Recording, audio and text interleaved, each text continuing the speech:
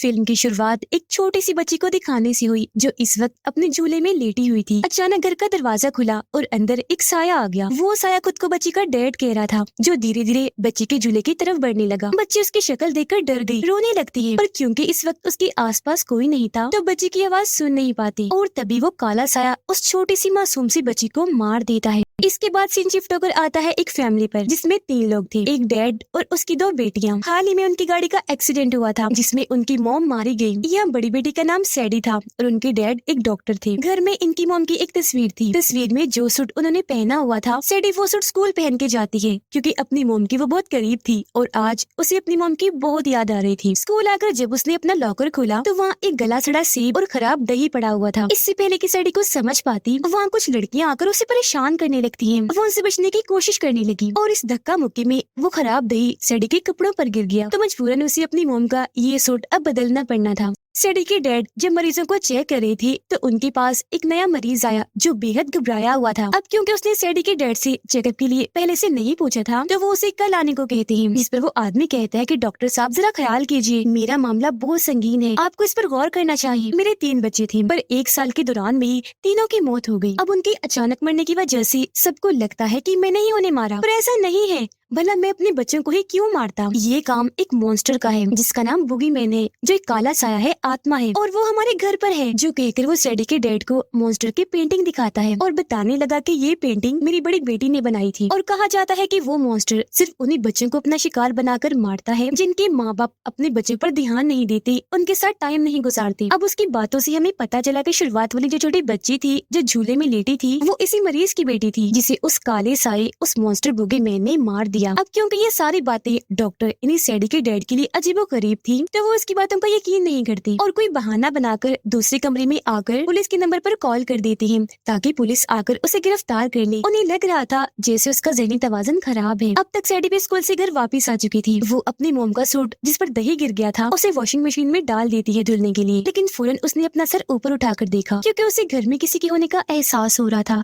अजीब सी आवाजें सुनाई दे रही थी। आवाजों का पीछा करते करते वो एक अलमारी के पास आ गई। थोड़ी सी घबराई भी हुई थी क्योंकि हर तरफ अंधेरा छाया हुआ था, कुछ दिख नहीं रहा था। उसे लगा कि अलमारी में कोई है, इसीलिए उसने अलमारी का दरवाजा खोल दिया, लेकिन अंदर से लाल रंग निकला। वो सोचती है कि जरूर ये खून है, लेकिन वो खून नहीं, लाल रंग ही था जिसका डब्बा वहाँ गिर गया था। इस बात को समझते ही उसने जैसे अलमारी का दरवाजा बंद किया तो उसके होश उड़ गए। जोर से वो चीख मार देती है क्योंकि किसी ने उस मरीज को मार दिया था जिसकी लाश वहाँ पर लटकी हुई थी। आवाज सुनकर उसके डैड भी आ गए जो इस पूरे मामले को संभालते हैं। खैर इस हादसे को कुछ दिन गुजर गए। एक दिन सैडी अपने डैड को कहने लगी कि क्योंकि आप डॉक्टर हैं तो मुझे आपसे अपनी मोम के बारे में बात करनी है। इस पर उसके डैड ने मना कर दिया, ये कहते हुए कि नहीं, मैं तुम्हारी मोम के बारे में कोई बात नहीं करना चाहता। अगर तुम्हें कोई बात करनी ही है तो अपनी फीमेल डॉक्टर से करो। दरअसल वो इनकी फैमिली डॉक्टर थी जो सैडी और उसकी बहन का इलाज कर रही थी क्योंकि अक्सर उनके साथ अजीबोगरीब होता रहता था। अब यहाँ सैडी के डैड हालांकि खुद एक डॉक्टर थे पर इलाज किसी और डॉक्टर से करवा रही थी, जिससे साफ जाहिर था कि उन्होंने भी अपनी बेटियों से दूरियां बना ली है। वो भी इन पर ध्यान नहीं देती।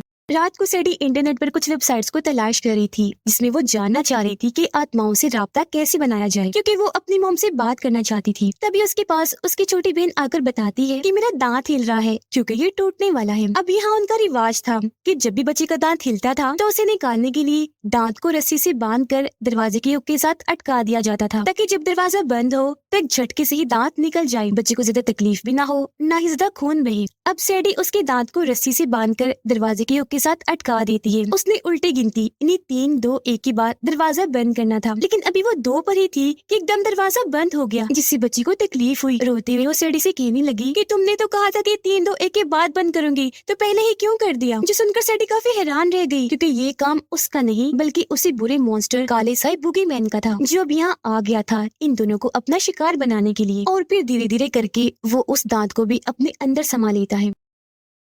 अगले दिन जब ये दोनों बहनें अपने डॉक्टर के पास गईं, डॉक्टर इनसे कहती है कि आज तुम्हारा एक टेस्ट है, तुम्हें अपने डर पर काबू पाकर इस टेस्ट को पास करना है। इतना कहकर वो पूरे घर में अंधेरा करवा देती है। बीच में एक लाल रोशनी रख देती है जो धीरे धीरे करके जलना शुरू हो रही थी। लेकिन इसी वक्त घर में सैडी की छोटी बहन बुगीमैन को देख पा रही थी। वो धीरे धीरे उसके करीब आ रहा था, उसे बहुत डर लग रहा था। फिर एक वक्त ऐसा आया जब बुगीमैन उसके बहुत करीब आकर बस उसे मारने ही वाला था कि तभी वो जोर से चीख मार देती है और उसके ऐसा करने से डॉक्टर पूरे घर की लाइट्स ऑन करवा देती है, पर तब तक बुगीमैन वहाँ से जा चुका था। अब सैडी अपने घर में होने वाली उस मरीज की मौत पर काफी रिसर्च कर रही थी, जिस बीच उसे वो फोन भी मिल जाता है जो उसके डैड के पास तब था जब वो उस मरीज से बातें कर रही थी। साथ ही मरीज के घर का पता भी। उसके डैड की आदत थी कि जब भी वो किसी मरीज के साथ बातें करती थी तो उसे रिकॉर्ड कर लिया करती थी, और अब जब सैडी वो रिकॉर्डिंग सुनती है तो उसे भी लगने लगता है कि हाँ, सच में कोई साया, कोई ऐसी आत्मा है जिसने उस आदमी के बच्चों को मारा होगा, और अब वो यहाँ हमारे घर भी मौजूद है। यहाँ सैडी को वो डायरी भी मिल जाती है जिस पर उस मरीज की बेटी ने उस मॉन्स्टर बुगीमैन की तस्वीर बनाई थी, और यहाँ सैडी पहली बार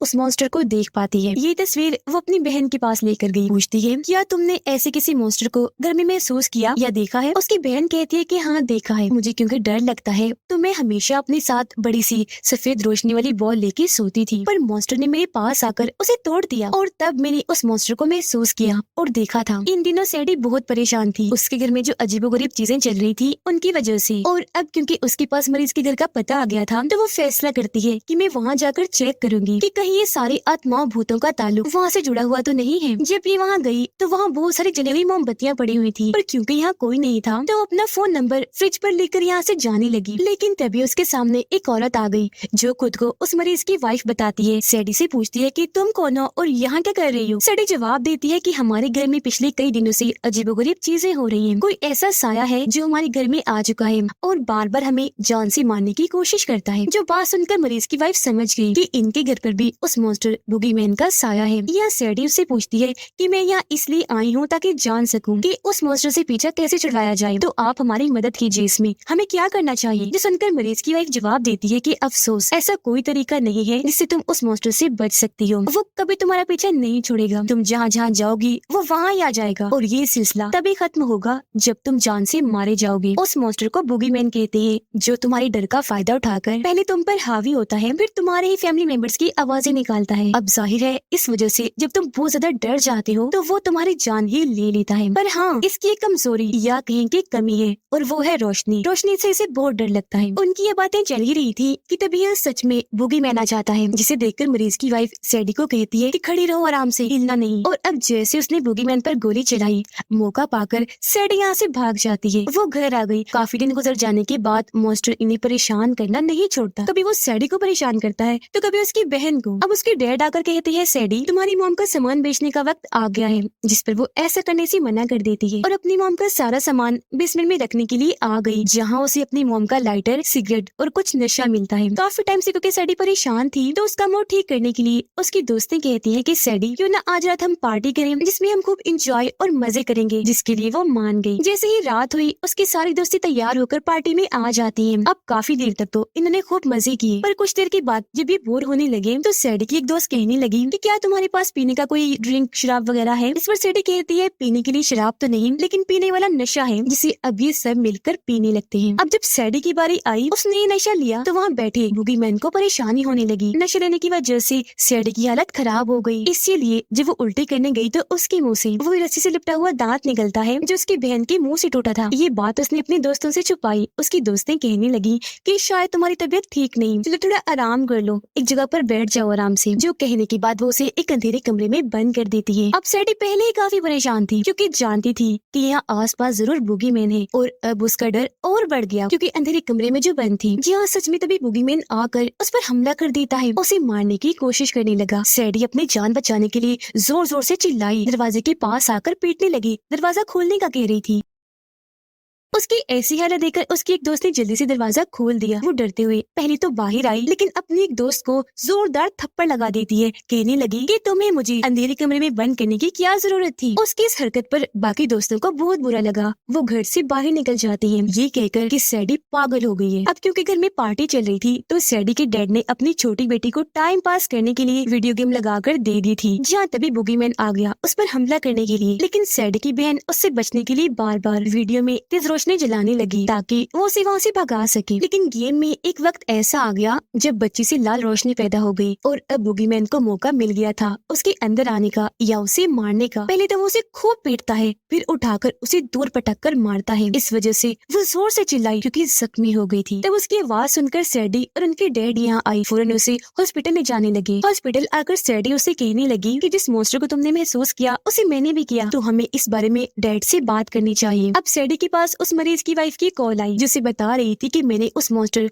बूगीमैन को खत्म करने का रास्ता खोज निकाला है, इसलिए मुझे तुम्हारी मदद चाहिए, तो जल्दी से मेरे घर आ जाओ। सैडी जब वहाँ गई तो पहले की तरह वहाँ बहुत सारी मोमबत्तियाँ जली हुई पड़ी थी। सैडी उसे कहती है कि मैं अब आ गई हूँ, तो बताओ कैसे खत्म करना है उस मॉन्स्टर को। पर उसकी इस बात का जवाब दिए बगैर वो सैडी को जबरदस्ती पकड़कर उसके हाथ पाँव बांध देती है, जिसके बाद एक अंधेरे कमरे में पटक कर कहती है कि तुम हो उसे मारने का जरिया फिलहाल, माफ करना, उसे खत्म करने के लिए तुम्हें चारा बनाने के अलावा मेरे पास और कोई रास्ता नहीं था। अपने चारे को देखकर बूगीमैन हमला करने के लिए जरूर आएगा। जैसे ही जमीन पर पड़ी रस्सी से टकराएगा, गन से बहुत सारी गोलियां निकलेंगी और वो मारा जाएगा। खुद को खतरे में देखकर सैडी पहले तो काफी रोती है, पर सोचने लगी कि अगर उस मॉन्स्टर को आज खत्म ना किया तो वो हमेशा के लिए हमारे पीछे पड़ जाएगा और जान लेकर ही दम लेगा। तो वो भी चुपचाप उसका इंतजार करने लगती है। कुछ ही देर में यह बूगीमैन आ ही गया। हालांकि उसे पता चल चुका था कि मुझे खत्म करने के लिए ट्रैप जाल बिछा दिया गया है, लेकिन फिर भी वो इतना भूखा था कि अपने चारे सैडी को खाने के लिए आगे बढ़ा। लेकिन जब उसका पैर रस्सी से टकराया तो एक साथ उस पर बहुत सारी गोलियां चलने लगी। इतनी ही देर में यह मरीज की वाइफ आ गई। मजीद उसे कमजोर करने के लिए वो भी 2-3 गोलियां उस पर चला देती है, लेकिन क्योंकि वो एक साया था तो उसे खत्म करने के लिए सिर्फ ये गोलियां ही काफी नहीं थी। अचानक वो मरीज की वाइफ के पास आया, हमला करके उसे चांद से मार डालता है, जिस बीच मौका पाकर सैडी यहाँ से भाग जाती है। सीधा अपने डैड को कॉल करती है, रो रो कर कहने लगी कि कहाँ हो आप लोग, घर तो नहीं पहुँचे, क्योंकि घर में वो मॉन्स्टर उन्हें मारने के लिए आ चुका था। लेकिन सिग्नल्स न आने की वजह से उसकी डैड सैडी से ठीक से बात नहीं कर पाती। कुछ ही देर में बूगीमैन वहाँ आकर बड़ी चालाकी से उन्हें घर के अंदर ले जाता है। सैडी जब घर आई तो देखती है कि पूरे घर में अंधेरा छाया हुआ है, सिर्फ एक अलमारी ही है जहाँ से रोशनी आ रही थी। सैडी जब अलमारी खोलकर चेक करती है तो वहाँ उसकी छोटी बहन थी, जिसने दरअसल खुद को बचाने के लिए यहाँ पर कैद किया हुआ था और लाइट जलाई हुई थी। सैडी पूछती है पापा कहाँ हैं? उसकी बहन बताने लगी वो मॉन्स्टर उन्हें बेसमेंट में ले जा चुका है। सैडी उससे कहती है अच्छा ठीक है, तुम इंतजार करो, मैं पापा को देखने चाहती हूँ। और जब वो नीचे आई तो देखती है कि बूगीमैन ने इस पूरी ही जगह पर अपना कब्जा कर लिया है। सारी दीवारें काली हो गई हैं, साथ ही उनके डैड को भी अपने कब्जे में कर रखा है, वो बेहोश है। सैडी सोचती है कि शुक्र है एक बात अच्छी है कि वो मॉन्स्टर मरीज की वाइफ के घर से क्योंकि बहुत सारी गोलियां खाकर आया है, तो अब उसे मारना आसान होगा। हम अगर उसे मारकर और जख्मी कर दे तो सवाल ही पैदा नहीं होता कि वो मरने से बच जाए, उससे खत्म होते ही हम बच जाएंगे। ये सोचकर वो डंडा उठाती है, उसे मारने के लिए चली जाती है, लेकिन वो इतना ताकतवर था कि बड़ी आसानी से डंडे को पकड़ के तोड़ देता है। इसी बीच डंडे का एक छोटा सा टुकड़ा वहाँ बच गया जो नोकदार था और चाकू के तौर पर काम आ सकता था, लेकिन फिलहाल वो सैडी की पहुंच से बहुत दूर था। वो सोचती है कि मैं जल्दी से इसे उठाकर बूगीमैन के अंदर घुसा देती हूँ, लेकिन वो तब तक उसके जिस्म से जान निकालना शुरू हो गया था। पर इसी बीच उसके डैड जाग गए जो बूगीमैन को जोरदार धक्का देकर दूर हटा देते हैं। तभी यहाँ सैडी की बहन आई जिसके हाथ में एक स्प्रे था। बूगीमैन उसे देख चुका था और इसे अपना आसान शिकार समझकर हमला करने के लिए आगे बढ़ा, लेकिन सैडी की बहन को तब तक अपनी मोम का लाइटर मिल गया था। लाइटर जलाकर स्प्रे के जरिए उसने जैसे ही चिंगारी जलाई और वहाँ काफी बड़ी आग की स्प्रे बूगीमैन पर लगने लगती है। अब एक तो वो वैसे ही आग से डरता था, ऊपर से रोशनी भी बन गई थी, तो वो हारता हुआ नजर आ रहा था। पर एक वक्त ऐसा आया जब स्प्रे खत्म हो गया, वहाँ अंधेरा छा गया, तो अब बूगीमैन इन्हें मारने वाला था। लेकिन यहाँ सैडी की बहन को पेट्रोल मिल जाता है, जिसे वो सारा का सारा बूगीमैन पर डाल देती है। खुशकिस्मती से लाइटर चल पड़ा, जिसे ऑन करके ये बूगीमैन पर छोड़ देते हैं। पेट्रोल ने जैसे आग पकड़ी, पूरे ही बूगीमैन को आग लग जाती है और वो जलकर भस्म हो जाता है। यहाँ आखिरकार इस आत्मा शैतान मॉन्स्टर बूगीमैन का खात्मा हुआ, जिससे इन तीनों की जान बच गई, जिसके बाद सब कुछ नॉर्मल वापस पहले जैसा हो गया। सारे हालात की वजह से सैडी के डैड को भी समझ लग गई थी कि मुझे हर हाल में अपने बच्चों के साथ रहना चाहिए, उनका ध्यान रखना, उनके साथ वक्त गुजारना चाहिए। आज यहाँ आखिरकार वो अपनी दूरियां उनसे खत्म कर ही लेता है। लेकिन अगले दिन जब डॉक्टर के पास ये दोनों बहनें पहुंची तो सैडी को फिर से महसूस हुआ जैसे बूगीमैन अभी भी यहाँ मौजूद है। अब क्या ऐसा सच में हो सकता है कि मरने के बाद भी वो ना मरा हो, या सिर्फ ये सैडी का वहम था क्योंकि उनके दिमाग का इलाज चल रहा था? तो हो सकता है ऐसा कुछ हो ही ना। इसी सस्पेंस और सवाल के साथ ही ये मूवी इधर ही खत्म हो जाती है।